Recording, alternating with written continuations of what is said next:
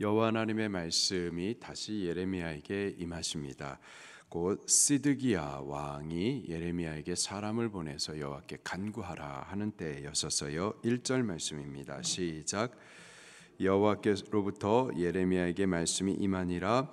시드기야 왕이 말기야의 아들 바수울과 제사장 마아세야의 아들 스바냐를 예레미야에게 보내니라. 시드기야 왕, 유다의 마지막 왕입니다. 유다가 멸망할 때의 왕이 바로 시드기야예요. 그가 예레미야에게 사람을 보냅니다. 때가 된 겁니다. 예레미야가 계속해서 하나님의 말씀을 선포해 주죠. 죄와 심판, 회개에 대해서 계속 말씀을 선포했지만 듣는 자가 없었어요. 듣기를 싫어했습니다. 그 말씀 전하는 예레미야를 미워했었죠. 그런데 그 말씀이 우리가 듣기 싫다고 그래가지고 안 듣는다고 없어지는 말씀이 아니었습니다. 그 말씀이 이제 이루어지는 때가 된 거예요.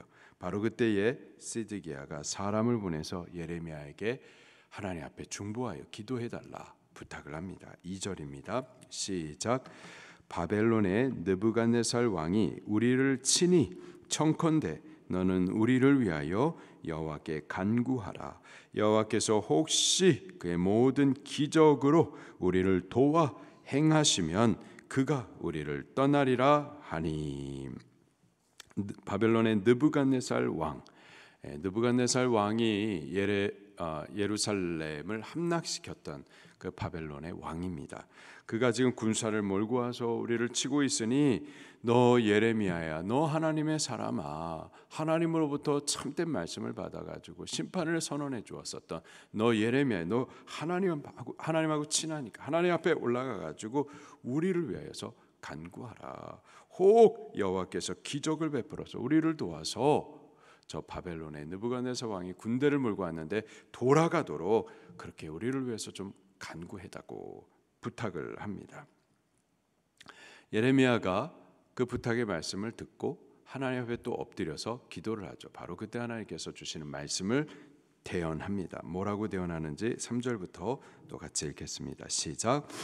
예레미야가 그들에게 대답하되 너희는 시드기야에게 이같이 말하라. 이스라엘의 하나님 여호와께서 이와 같이 말씀하시되 보라, 너희가 성 밖에서 바벨론의 왕과 또 너희를 애워싼 갈대인과 싸우는 데 쓰는 너희의 손의 무기를 내가 뒤로 돌릴 것이요 그것들을 이 성 가운데 모아드리리라. 아멘. 여호와 하나님의 말씀입니다. 도와달라고 기도했다고. 그래서 기도했는데 하나님께서 하시는 말씀이 바벨론의 왕 또 그가 몰고 온 갈다인들의 군대 그들을 막아서기 위해서 예루살렘 너희들이 지금 준비한 무기들 그 무기들을 내가 잡아 뒤로 던져버릴 것이다. 무력하게 만들 것이다. 그리고 그것들 곧 바벨론 왕과 그가 몰고 온 갈대아 군대 그것들로 하여금 예루살렘 성 안으로 모아들이도록 할 것이다. 정복하여 함락시키게 그렇게 할 것이다 라는 거죠. 5절부터 계속 읽겠습니다. 시작. 내가 든 손과 강한 팔 곧 진노와 분노와 대노로 친히 너희를 칠 것이며. 지금 바벨론 왕 그가 몰고 온 갈대아 군대 그게 문제가 아니라 여호와 하나님께서 친히 예루살렘을 친다라는 거예요. 지금 갈대아 군대들은 사실 여호와 하나님께서 예루살렘을 치기 위해서 드셨던 몽둥이인 것뿐이죠. 6절부터 계속 있습니다. 시작. 내가 또 사람이나 짐승이나 이 성에 있는 것을 다 치리니 그들이 큰 전염병에 죽으리라 하셨다 하라. 여호와의 말씀이니라. 그 후에 내가 유다의 왕 시드기야와 그의 신하들과 백성과 및 이 성읍에서 전염병과 칼과 기근에서 남은 자를 바벨론의 느부갓네살 왕의 손과 그들의 원수의 손과 그들의 생명을 찾는 자들의 손에 넘기리니 그가 칼날로 그들을 치되 측은히 여기지 아니하며 긍휼히 여기지 아니하며 불쌍히 여기지 아니하리라 하셨느니라. 전염병, 칼, 기근 하나님께서 심판하시는 도구들입니다. 여기서 다 죽어지고, 근데 여기서 살아남은 자들, 그들은 또 바벨 왕 느부갓네살에 의해서 넘겨질 것이다. 포로로 끌려가 종으로 아주 비참하게 그렇게 놓여지게 될 것이다. 여호와 하나님께서 저들을 심판하실 것이다 라는 거죠. 계속해서 죄에 대한 심판을 말씀해 오셨어요. 듣기 싫어했었죠. 그러다가 이제 마침내 그 예언의 말씀대로 심판이 찾아올 때, 그때야 비로소 예레미야를 찾아가서 제발 하나님 앞에 우리를 위해서 간구해다고, 하나님께서 우리를 좀 돌아보사 기적을 베풀어서 우리를 위해서 큰 일 행하사 구원을 좀 나타내다고 그렇게 기도 부탁을 했는데, 여호와 하나님의 말씀은 심판이었었던 거죠.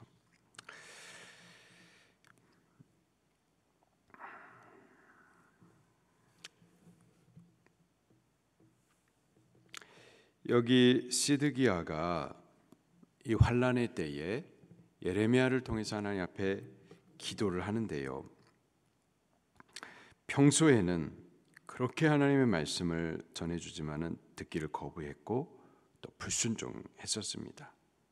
환난, 심판 때야 여호와 하나님을 찾았죠. 그 찾았던 이유는 구원을 위해서 부르짖었던 거예요. 그런데 여호와 하나님께서 계속해서 하셨던 말씀이 죄, 심판, 그러니 회개.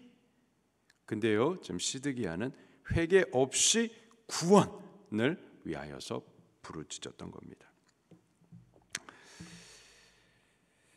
하나님의 뜻을 위한 기적이 아니라 자기를 위한 기적을 베풀어서 구원을 부르짖었었던 거죠. 결국 회개 없는 구원은 있을 수 없는 거고, 회개 없는 그 구원을 외쳤었던 그들에게 심판이 선언이 되는 겁니다. 자, 그럼에도 불구하고 저들을 위해서 하나님께서 생명의 길 그리고 사망의 길을 제시하면서 저들이 살 수 있는 생명의 길이 남아 있음에 대해서 말씀을 하세요.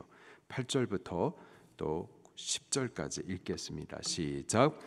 여호와께서 말씀하시기를 보라, 내가 너희 앞에 생명의 길과 사망의 길을 두었노라. 너는 이 백성에게 전하라 하셨느니라. 이 성읍에 사는 자는 칼과 기근과 전염병에 죽으려니와 너희를 애워싼 갈대아인에게 나가서 항복하는 자는 살 것이라. 그의 목숨은 전리품같이 되리라. 여호와의 말씀이니라. 얼굴을 이 성읍으로 향함은 화를 내리기 위함이라. 이 성읍이 바벨론 왕의 손에 넘김이 될 것이요 그는 그것을 불사르리라. 아멘. 하나님께서 작정하신 일은 예루살렘이 함락되고 그리고 바벨론에 의해서 망하여서 포로로 끌려가고, 이게 하나님께서 작정한 일이에요. 그 작정한 일들에 순응하는 것이 저들이 살 길이라는 겁니다. 바벨론에 항복하는 것, 다시 말해서 예루살렘이 멸망당하고 그리고 하나님께서 주셨던 그 가나안 땅에서 쫓겨나서 포로가 되어서 70년 동안 종 노릇하는 것, 그것이 바로 하나님의 예루살렘을 향한 뜻이었고, 그 뜻에 순응하는 것이 저들의 살 길이었었던 거죠.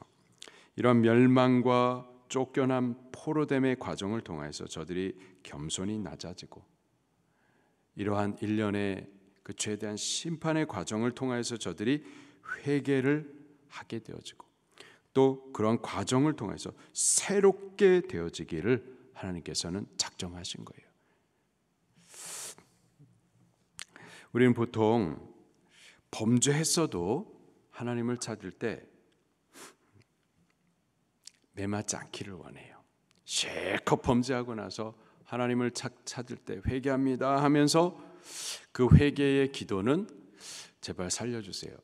그러나 매맞지는 않게 해주세요. 이게 보통 우리가 원하는 기도들이거든요. 그렇게 예배 안 하고, 그렇게 말씀 순종 안 하고, 그렇게 하나님을 없인 여겨 살다가 낭패를 당할 때쯤에 여호와 하나님을 찾아오고 목사한테 중보기도를 부탁하고,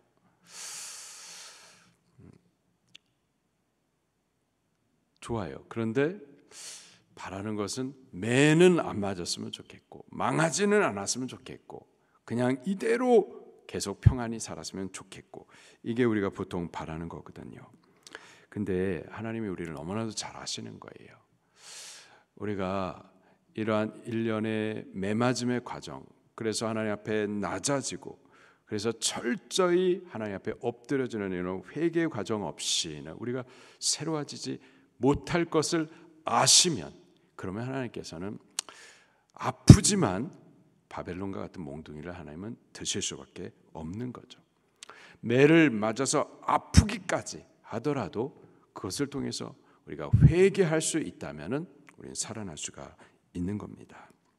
하나님께서는 예루살렘을 이제 이 바벨론의 몽둥이를 통하여서 철저히 그 밑둥을 잘라버리고 그 이후에 새롭게 될 것을 계획하셨어요. 바로 이 일에 순응하는 것이 저들이 생명의 길, 살 수 있는 길이다라고 말씀을 하십니다. 다시 유다를 향하여서, 특별히 유다의 왕들을 향하여서 하나님께서 이런 말씀을 하십니다. 11절부터 또 같이 읽겠습니다. 12절까지 시작. 유다의 왕의 집에 대한 여호와의 말을 들으라. 여호와께서 이와 같이 말씀하시니라.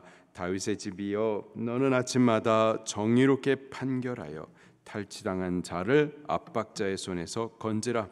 그리하지 아니하면 너희 악행 때문에 내 분노가 불같이 일어나서 사르리니 능히 끌 자가 없으리라. 다윗의 왕의 집, 왕들을 말하는 겁니다. 그들은 보니까는 아침마다 정의롭게 판결하지 않았던 거예요. 또 압박자들, 그들의 손에서부터 탈취하는 일들이 있었던 거죠. 여호와 하나님 앞에 심판이 있을 수밖에 없는 겁니다. 그러면서도 저들이 어떤 교만한 말을 했는가 또 보십시다. 13절 시작. 골짜기와 평원의 바위의 주민아 보라. 너희가 말하기를 누가 내려와서 우리를 치리요, 누가 우리의 거처에 들어오리요 하거니와 나는 내 대적이 되리라. 골짜기와 평원 바위의 주민, 예루살렘 주민을 말합니다. 예루살렘은 시온산 언덕에 세워진 요새예요. 그래서 적이 쳐들어오기에 곤란한 그런 곳이죠. 그래서 저들이 범죄하고서도 하는 말이, 에이, 누가 우리를 치리요, 우리를 칠 수 없다라고 말을 했었죠. 그러나 하나님께서 하신 말씀이 내가 너의 대적이 될 것이다. 여호와 하나님께서 치시겠다라는 거죠. 14절에 내가 너희 행위대로 너희를 벌할 것이요. 행위를 다 지켜보시고 그 행위를 따라서 공의를 나타내시는 분이 여호와 하나님이십니다. 반드시 우리가 믿음을 따라 행하면 그 믿음의 행위를 따라 하나님께서 생명과 복을 주시는 거고, 또 죄악의 행위를 따라서 하나님께서 또 우리를 심판하시는 겁니다. 그 하나님을 우리 인식하며 두려워하며 보시는 그 하나님 앞에 믿음의 행위를 나타내야만 할 줄로 믿습니다. 이렇게 생각하시는 분들이 있어요. 이 땅 가운데서 세상의 쾌락, 죄 실컷 범하고 세상에 즐길 것, 영화 다 누리다가 마지막 순간에 예수님 믿고 천국 가면은 좋은 것 아니냐, 실컷 범죄하고 마지막 순간에 예수님 믿으면은 되지 않겠느냐. 시드기야 왕과 같은 사람인 거예요. 시드기야 평소에 그렇게 하나님 말씀 듣기를 거부하다가 심판의 때에 이르러서 구원을 위하여서 외치는 자죠. 그래서 시드기야가 어떻게 됐나요? 구원 받았나요? 망했나요? 실컷 범죄하다가 마지막 순간에 하나님을 찾으면 구원 받겠지. 마지막 순간에 예수님 믿으면은 십자가 오른쪽에 달렸었던 그 강도처럼 마지막 순간에 예수님 믿으면 뭐 구원 받겠지. 그래서 시드기야가 그랬었는데 어떻게 됐어요? 망하는 겁니다. 망하는 거예요. 그런 경우들이 있습니다.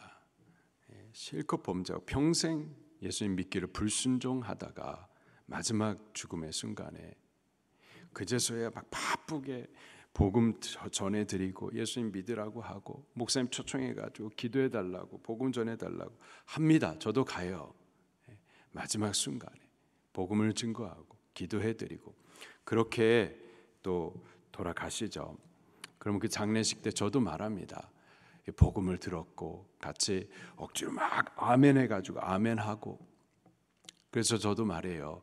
아멘을 고백했고 그래서 죄사함 받고 천국 가신 줄로 믿습니다. 저도 믿습니다라고 말하지만은 정말 천국 갔는지는 그건 모르는 거예요. 제가 믿습니다 한 말이 천국 선언이 아니에요. 저도 최선을 다해서 마지막 순간까지 복음을 증거하는 거지만은 복음 증거하고 믿게 되기를 그 영혼을 부탁한다고 하나님 앞에 끝까지 최선을 다하는 거지만 정말 천국에 갈지는 그것은 알지 못하는 거예요. 억지로 아멘 하겠어요. 아멘 하세요. 아멘 하세요. 그런다고 천국 가는 게 아니라고요. 마지막 순간에 예레미야를 향하여서 통하여서 제발 구원해 달라고 시드기야가 간절히 구했지만은 심판입니다. 멸망인 거예요. 구원은 그렇게 마지막 순간 세상 죄 다 범하고 그리고 회개 없이 구원은 그렇게 받는 게 아니죠. 구원은 반드시 회개를 통해서 얻는 겁니다. 그리스도를 믿는 믿음으로 두렵고 떨림으로 그 받은 말씀을 따라 평생 온전함을 향해 구원을 이루어가는 것이지 그렇게 마지막 순간에 그런 일이 있을 수 있지만은 우리가 원하는 그렇게 되는 것은 또 아닙니다. 우리 두렵고 떨림으로 우리 구원을 이루어가야만 하는 거예요. 빌립보서 2장 말씀을 같이 찾아서 보겠습니다.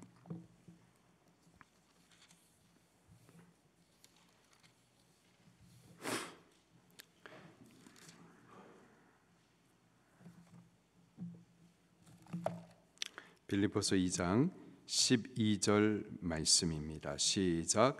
그러므로 나의 사랑하는 자들아 너희가 나 있을 때뿐 아니라 더욱 지금 나 없을 때에도 항상 복종하여 두렵고 떨림으로 너희 구원을 이루라. 구원받는 사람의 한 가지 특징이 하나님 앞에 두렵고 떨림이 있어요. 하나님 앞에 두렵고 떨림으로 그 구원을 이루어 갑니다. 우리가 그렇게 되기를 예수님 이름으로 축원합니다.